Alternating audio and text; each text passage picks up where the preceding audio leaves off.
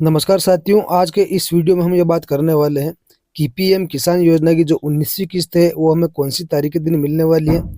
इसके साथ ही साथियों हम ये बात भी करने वाले हैं कि वो कौन से किसान हैं जिनको 19वीं किस्त का लाभ नहीं मिलने वाला है, क्योंकि साथियों उन्होंने कुछ गलतियां की हुई है जिनकी वजह से उनको 19वीं किस्त का लाभ नहीं मिलने वाला है। जैसे कि उनका डीबीटी इनेबल नहीं होगा या फिर उन्होंने ई-केवाईसी नहीं करवाई होगी तो भी उनको पैसा नहीं मिलने वाला है।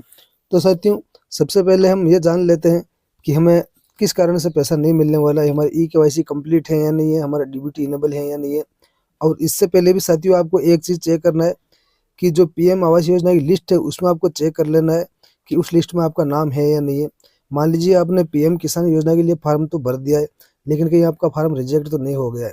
अगर आप पहली किस्त प्राप्त कर रहे हो तो आपको ऐसा करना है, लेकिन मान लीजिए कि आप पहले से किस्त प्राप्त कर रहे हो लेकिन आपको 1-2 किस्त बीच में नहीं मिली है, या फिर आपको 17वीं किस्त मिल चुकी है लेकिन 18वीं किस्त आपको नहीं मिली है, तो साथियों इसके लिए आपको एक बार पीएम किसान योजना का स्टेटस चेक कर लेना चाहिए कि वहाँ पर आपने कोई मिस्टेक तो नहीं कर रखी है। आइए साथियों वीडियो शुरू करते हैं और देख लेते हैं कि हम किस तरह से चेक करेंगे कि हमारा ई-केवाईसी कंप्लीट है या नहीं है, डीबीटी इनेबल है या नहीं है। तो आइए साथियों वीडियो शुरू करते हैं। साथियों सबसे पहले आपको अपने फ़ोन में क्रोम को ओपन कर लेना है। क्रोम को ओपन करने के बाद इस तरह से इंटरफेस आपके सामने आ जाएगा। आपको यहाँ पर सर्च कर लेना है पीएम किसान। तो जैसे ही हम पीएम किसान लिख करके सर्च करेंगे इस तरह से इंटरफेस आपके सामने आ जाएगा। सबसे ऊपर जो वेबसाइट है आपको इसी के ऊपर क्लिक कर देना है। अब आप यहाँ पर देख सकते हो कि यहाँ पर लिखा हुआ आ रहा है कि हमें जो 18वीं किस्त का लाभ मिला था वो कब मिला था। तो यहाँ पर 5 अक्टूबर 2024 लिखा हुआ आ रहा है। और अगर आप पीएम किसान की ई-केवाईसी अपने मोबाइल के द्वारा करना चाहते हो ओटीपी के माध्यम से, तो वो भी आप अपने मोबाइल के द्वारा ही कर सकते हो इसी पोर्टल के माध्यम से। इसके बाद साथियों हम स्क्रॉल करके थोड़ा नीचे आएंगे। तो नीचे आने के बाद साथियों आप यहाँ से अपना ई-केवाईसी का स्टेटस भी चेक कर सकते हो कि आपकी ई-केवाईसी कंप्लीट है या फिर नहीं है। तो सबसे पहले आपको यहाँ से अपनी ई-केवाईसी चेक कर लेनी है कि आपकी ई-केवाईसी कंप्लीट है या नहीं है। ई-केवाईसी चेक करने के लिए आपको ई-केवाईसी के ऊपर क्लिक करना है। ई-केवाईसी के ऊपर क्लिक करने के बाद यहाँ पर जो आपका आधार नंबर डालना है। उसके बाद सर्च के ऊपर क्लिक कर देना है। अगर आपकी ई-केवाईसी कंप्लीट होगी तो यहाँ पर लिखा हुआ आ जाएगा कि आपकी ई-केवाईसी ऑलरेडी डन। और ई-केवाईसी कंप्लीट नहीं होगी तो आपको अपना आधार नंबर डालना होगा और रजिस्ट्रेशन नंबर डालना होगा, और इसके बाद आपकी जो ई-केवाईसी है वो यहाँ से कंप्लीट हो जाएगी। अब थोड़ा हम बैक आएंगे। यहाँ से बैक आने के बाद साथियों अब यहाँ पर नीचे हमें एक ऑप्शन मिल जाता है बेनिफिशियरी लिस्ट वाला। यहाँ पर जो ऑप्शन आ रहा है आपको इसके ऊपर क्लिक करना है, बेनिफिशियरी लिस्ट के ऊपर। इसके ऊपर क्लिक करने के बाद साथियों इस तरह से इंटरफेस आ जाएगा। आपको यहाँ पर पूरी डिटेल डाल देनी है, आपका जो भी स्टेट वो स्टेट डालना है, आपका डिस्ट्रिक्ट डालना है, सब डिस्ट्रिक्ट डालना है, ब्लॉक डालना है, और आपका गांव कौन सा है वो डालना है, और गेट रिपोर्ट के ऊपर आपको क्लिक कर देना है। तो इससे क्या होगा कि जो भी आपके गांव में पीएम किसान सम्मान निधि योजना के तहत पैसे प्राप्त कर रहे हैं उन सभी की लिस्ट आ जाएगी। तो आपको उस लिस्ट में भी अपना नाम देख लेना है। तो यहाँ पर आप सारी डिटेल डालोगे तो आपके जो गाँव की लिस्ट है वो आपके सामने आ जाएगी। अब वापस हम थोड़ा बैक आते हैं।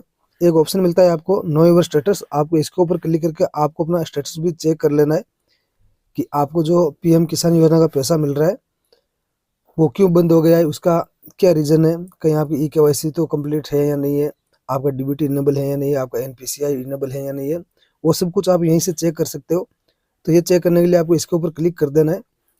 इसके ऊपर आप क्लिक करोगे तो इस तरह से इंटरफेस आ जाएगा। यहाँ पर आपका जो भी रजिस्ट्रेशन नंबर है वो आपको यहाँ पर डाल देना है, और एक कैप्चा आपको यहाँ पर डाल देना है, और गेट ओटीपी के ऊपर आपको क्लिक कर देना है। लेकिन मान लीजिए कि आपका रजिस्ट्रेशन नंबर है वो आपको पता नहीं है, तो इसके लिए आपको इसके ऊपर क्लिक करना है नो योर रजिस्ट्रेशन नंबर। तो इसके ऊपर क्लिक करने के बाद साथियों इस तरह से इंटरफेस आपके सामने आ जाएगा। और यहाँ पर 2 माध्यम से आप अपना रजिस्ट्रेशन नंबर पता कर सकते हो, मोबाइल के द्वारा और आधार कार्ड के नंबर द्वारा। जो भी आपको याद है वो आपको यहाँ पर फिल कर देना है। अगर मोबाइल नंबर याद है तो मोबाइल नंबर डालना है, आधार नंबर आपको याद है तो आधार नंबर के ऊपर क्लिक करना है, और यहाँ पर आपको अपना आधार नंबर डाल के कैप्चा यहाँ पर फिल कर देना है, और फिर गेट मोर के ऊपर क्लिक कर देना है। तो आपके पीएम किसान में जो आधार लिंक है उसके साथ जो मोबाइल लिंक है उसके ऊपर ओटीपी आएगा। ओटीपी डाल के आप अपना रजिस्ट्रेशन नंबर पता कर सकते हो। जैसे ही साथियों आप अपना रजिस्ट्रेशन नंबर पता करोगे तो वापस हम बैक आएंगे। जब आप अपना रजिस्ट्रेशन नंबर डाल के पता करोगे, चेक करोगे, तो आपके सामने आपकी पूरी डिटेल आ जाएगी। आपका नाम, पता, एड्रेस वगैरह, मोबाइल नंबर सब कुछ वहाँ पर शो हो जाएगा। और इसके नीचे आपको इस तरह से इंटरफेस आपके सामने आ जाएगा। यहाँ पर एलिजिबिलिटी स्टेटस आ रहा है, और यहाँ पर आप देख सकते हो लैंड सीडिंग यस आ रहा है, और ई-केवाईसी स्टेटस यस आ रहा है, और Aadhaar bank account seeding status yes आ रहा है। ये साथियों ये तीनों आपका इनेबल होना चाहिए, तभी आपको पैसा मिलेगा। इनमें से कोई भी आपका इनेबल नहीं होता है तो आपको पैसा नहीं मिलेगा। जो आपको किस्त आने वाली है वो किस्त रुक सकती है। तो साथियों आपको ये काम कंप्लीट कर लेना है। मैंने आपको एक तो वो बताया कि आपको सबसे पहले लिस्ट में अपना नाम चेक कर लेना है कि आपका लिस्ट में नाम है या नहीं है, और इसके बाद आपको इस तरह से अपना ये तीनों स्टेटस चेक कर लेना है। अगर यहाँ से आपका तीनों इनेबल होगा तो आपको किस्त मिल जाएगी, कोई दिक्कत नहीं है। लेकिन साथियों एक बात आपको ध्यान रखनी है, और साथियों मान लीजिएगा आपने हाल ही में अपनी ई-केवाईसी करवाई है, तो साथियों ई-केवाईसी को इस पोर्टल के ऊपर अपडेट होने में 15 दिन का समय लगता है। तो अगर आपने 1-2 दिन पहले ई-केवाईसी करवाई है और यहाँ पर शो नहीं हो रहा है, आपकी ई-केवाईसी यहाँ पर क्रॉस दिखाई दे रही है, तो आपको घबराने की कोई ज़रूरत नहीं है। यहाँ पर आपकी ई-केवाईसी अपडेट हो जाएगी। लेकिन साथियों आपकी ई-केवाईसी अपडेट नहीं है तो आपको ये तीनों काम जरूर कर लेना है। अब साथियों हम बात कर लेते हैं कि जो हमें 19वीं किस्त कब मिलेगी, कौन सी तारीख के दिन मिलेगी और कौन सी जगह से मोदी जी किस्त को ट्रांसफर करने वाले हैं। तो साथियों आप यहाँ पर देख सकते हो कि 24 फरवरी को पीएम जारी करेंगे 19वीं किस्त के पैसे।